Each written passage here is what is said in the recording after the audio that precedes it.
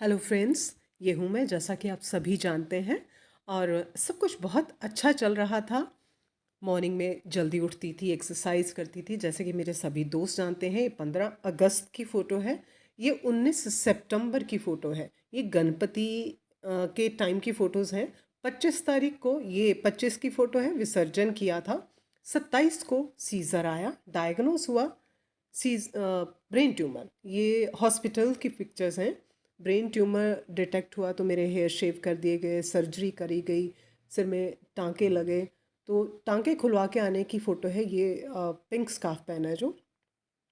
फिर मैं मोस्टली कहीं जाती तो मैं विग पहनती, लेकिन विग भी कितने दिन पहनना था। विग कंफर्ट नहीं लगता था क्योंकि थोड़े थोड़े बाल आने लगे तो विग हिलता रहता था, कंफर्ट नहीं रहता था। सो मैंने कैप पहना। कैप भी कितने दिन पहनती, गर्मियाँ शुरू हो गई तो कैप भी निकाल दिया। तो अब सोचा कि ठीक है, जो भी है ऐसे ही रहेंगे। तो सबने टोकना स्टार्ट किया कि इतने लंबे बाल थे, इतने सुंदर बाल थे, तुमने क्यों कटवा दिए। तो भाई इसके पीछे ये रीज़न है कि मेरे को ब्रेन ट्यूमर डिटेक्ट हुआ था, मेरी सर्जरी हुई और बाल इतने जो छोटे हैं, ये हेयर स्टाइल डॉक्टर्स की देन है। तो अभी कुल मिलाकर सब ठीक है। हाँ, मेडिसिन्स अभी चल रही हैं। तो आप सभी को मैंने अभी वीडियो दिखाया पहले। तो ये जो वीडियो मेरा बनाने का जो मकसद है वो ये है कि अपनी विल पावर स्ट्रांग रखिए, खुद पर विश्वास रखिए, अपने भगवान पर विश्वास रखिए। जो बुरा वक्त आया है वो टल जाएगा। तो जो मेरे साथ हुआ था वो ये था कि बहुत अच्छा सब कुछ चल रहा था, कुछ भी मुझे तकलीफ़ नहीं, कभी नहीं हुई। कभी सिर नहीं दुखा, मैं कभी बैठी नहीं।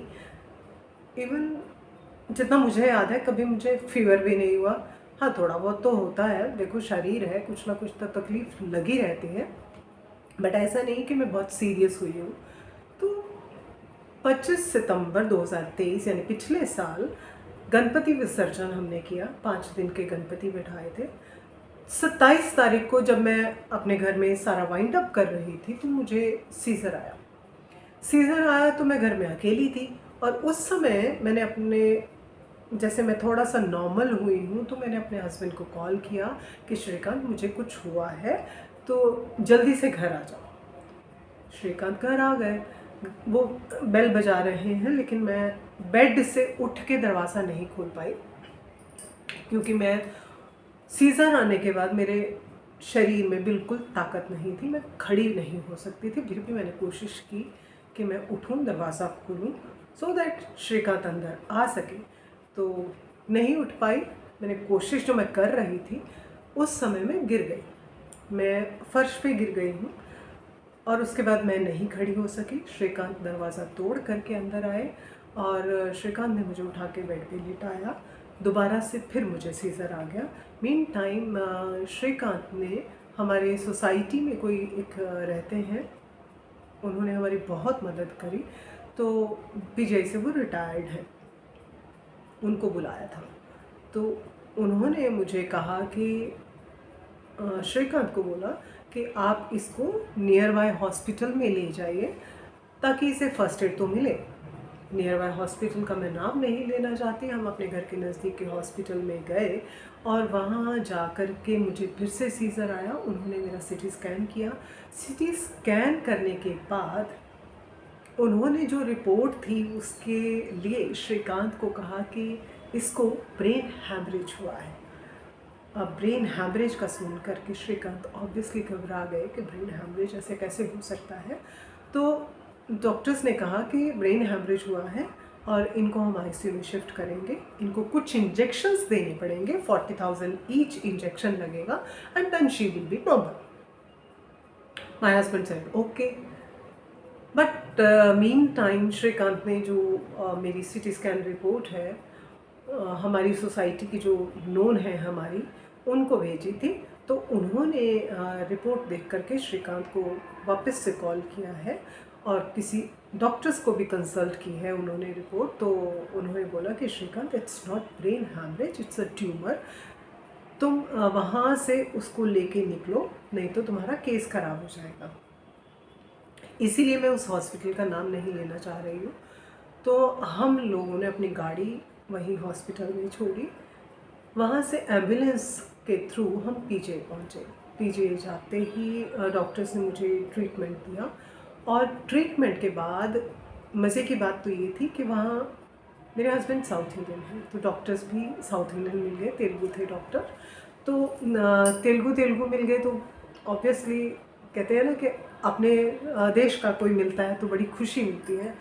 तो उन्होंने बहुत अच्छे से ट्रीटमेंट किया, और डॉक्टर्स ने बोला कि पेशेंट की बॉडी बहुत अच्छा रिस्पॉन्स कर रही है, आप इसको ले जाइए और आप 29 तारीख को ले आइए। 27 सितंबर को गए थे, आधी रात हो गई है, तो उन्होंने मुझे घर वापस भेज दिया है। 29 ऑफ सितंबर, आई थिंक उस दिन संडे था, मे बी, पता नहीं कौन सा दिन था, मैं भूल गई। तो हम 29 को सिटी स्कैन सॉरी एमआरआई करवा करके हम हॉस्पिटल पहुँचे हैं। और एमआरआई के बाद उन्होंने मुझे जब एडमिट कर लिया तो क्लियर हो गया कि ये हेमरेज नहीं था, ये ट्यूमर था, और उसका साइज़ कुछ 2.7 mm था। मुझे एडमिट कर लिया गया और आधी रात को मेरे बाल निकाल दिए गए, हेड शेव कर दिया गया। अगले दिन सर्जरी का कह दिया गया कि आपकी कल सर्जरी होगी, सो हेयर रिमूव कर दिए मेरे, हेड शेव कर दिया। लेकिन अगले दिन मेरी सर्जरी हुई नहीं, और मैं उनको बोल रही हूँ कि आप लोगों ने बाल भी इतनी जल्दी निकाल दिए कि मैं शीशा देखूँ तो मुझे देखते ही लगे कि मैं पेशेंट हूँ। बट ठीक है, बाल तो निकालने ही थे, आज नहीं तो कल निकालने तो पड़ने ही थे। तो समझाया खुद को, और वो एक ऐसा दौर था कि मैं खुद से उठ के बाथरूम नहीं जा सकती थी, वो बहुत बुरा समय था। ठीक है, हमारे कर्म होते हैं, हमारे कर्म हमारे सामने आते हैं, और मुझे बेड भी नहीं मिला था।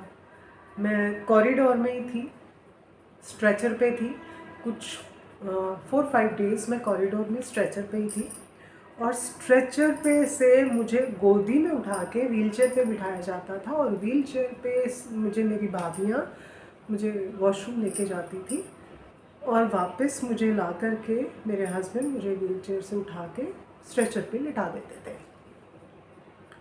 तो इस तरह से करते करते 4-5 दिन तो निकल गए, बट बहुत मुश्किल लगता था, बिकॉज़ खुद से उठ नहीं सकते, स्ट्रेचर की हाइट वैसे भी ज़्यादा होती है, और मैं कोई छोटी बच्ची तो नहीं कि मेरे को उठा के वो लिटाएँ, बिठाएँ और व्हीलचेयर पे बिठाएँ और फिर लिटाएँ। तो किसी तरह से हमारे ही टावर में एक हमारे नोन रहते हैं, वही बात आ गई कि भगवान मदद के लिए किसी न किसी को तो भेज ही देते हैं। तो हमारे टावर में कोई रहते हैं, उन्होंने किसी को बोला, मतलब कि सिफारिश लगाई गई, तो जाकर के मुझे पीजीआई में प्राइवेट रूम मिला, बेड मिल गया प्राइवेट रूम में। और मैं 27 सितंबर को एडमिट हुई थी, 29 सितंबर को एडमिट हुई थी। उसके बाद हेयर शेव हो गए थे, सर्जरी हुई नहीं थी। फिर कुछ 2-3 रोज़ के बाद कहा जाता था कि आपकी कल सर्जरी है, फिर से वो शेव किया जाता था, फिर से सर्जरी नहीं होती थी, फिर इसी तरह से दिन निकल जाते थे, फिर से हेयर मशीन फेरी जाती थी मेरे सिर पर, और सर्जरी फिर भी नहीं होती थी, फिर बाल आ जाते थे। तो finally one day I went to OT, लेकिन ऑपरेशन थिएटर में जो डॉक्टर्स थे उन्होंने पहले तो मुझे जांचा कि मैं सेंसेस में हूँ कि नहीं, मुझे पुराना सब याद है या नहीं, बिकॉज कहते हैं कि जब ब्रेन का ऐसा कुछ होता है तो बहुत सारी दिक्कतें इंसान को हो जाती हैं। तो मेरे को रैशेस हो गए थे मेरी बॉडी में, अब क्यों हो गए थे पता नहीं, बिकॉज मैं फास्टिंग में ही थी, बट फिर भी हो गए थे। तो रैशेस होने की वजह से, बिकॉज हेड शेव किया हुआ था तो सिर में भी रैशेस दिखाई दे रहे थे, तो डॉक्टर्स ने सर्जरी की नहीं और वापस भेज दिया गया।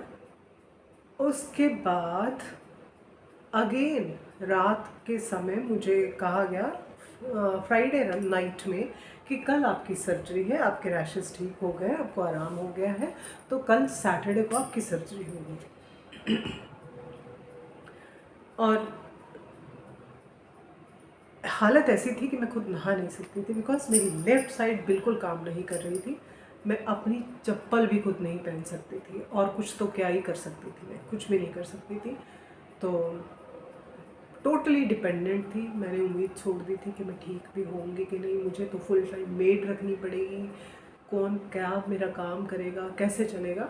बट हाँ, वो जो समय था, वो वक्त था, बुरा वक्त था, बट निकल गया।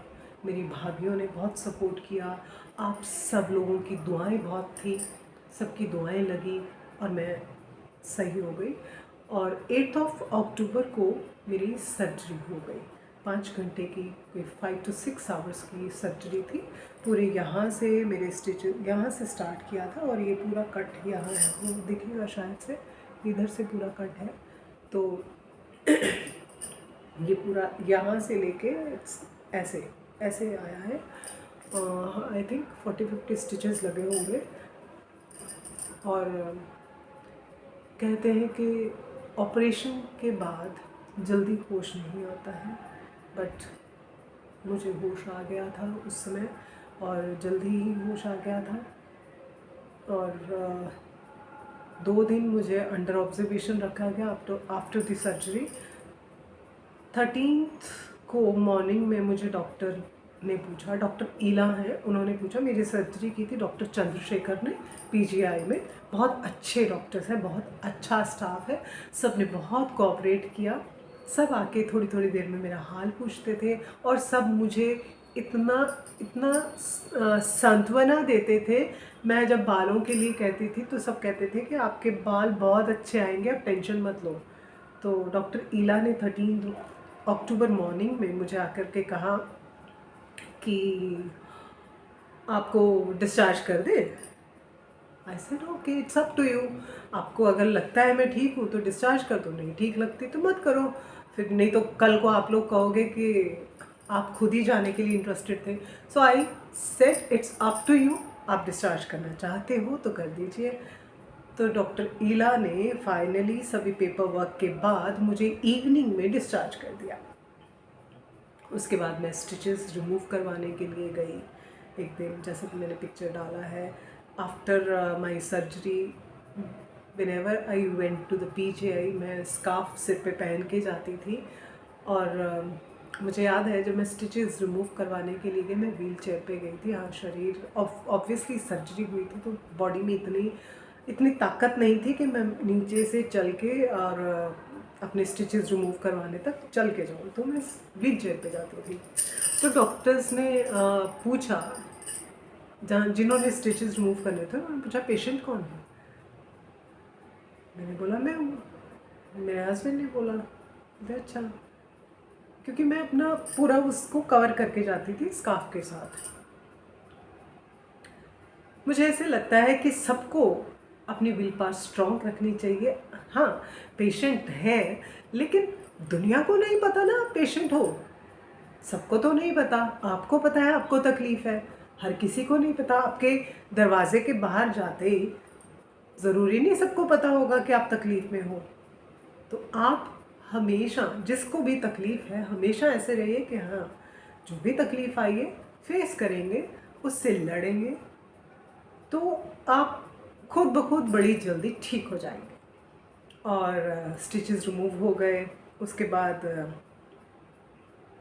ऑलमोस्ट 25 डेज़ मैं घर पे रही, पक गई थी मैं घर पे बैठ बैठ के। Then I start going out.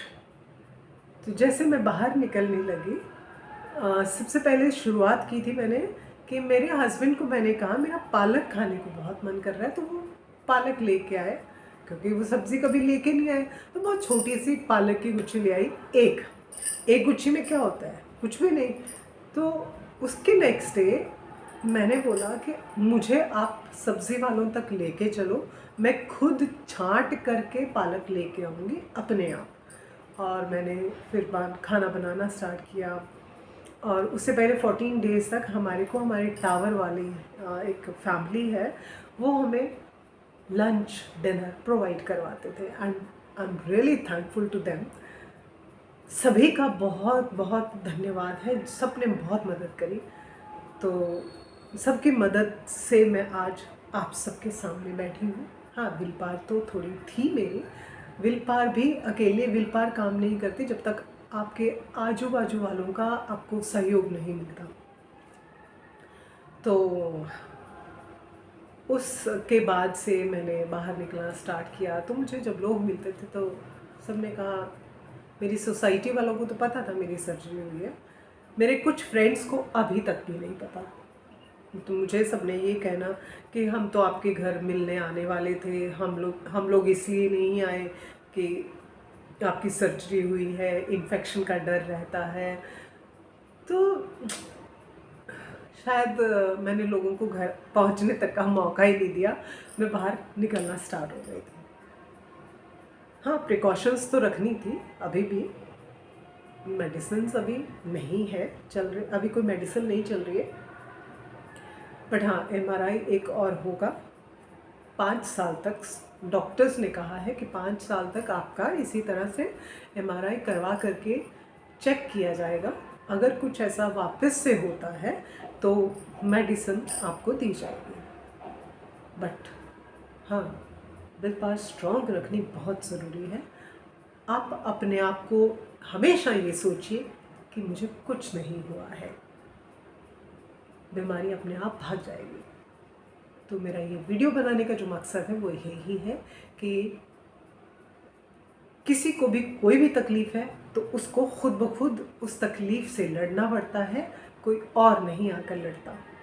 तो हाँ, बाकी के जो लोग हैं वो सपोर्टिव सिस्टम के तौर पर आपके साथ खड़े रहेंगे, लेकिन जो तकलीफ़ है वो तो आप ही को झेलनी है। आप ही अपनी तकलीफ़ को झेल सकते हैं, दूसरा कोई नहीं। दूसरा आपको मॉरल सपोर्ट दे सकता है।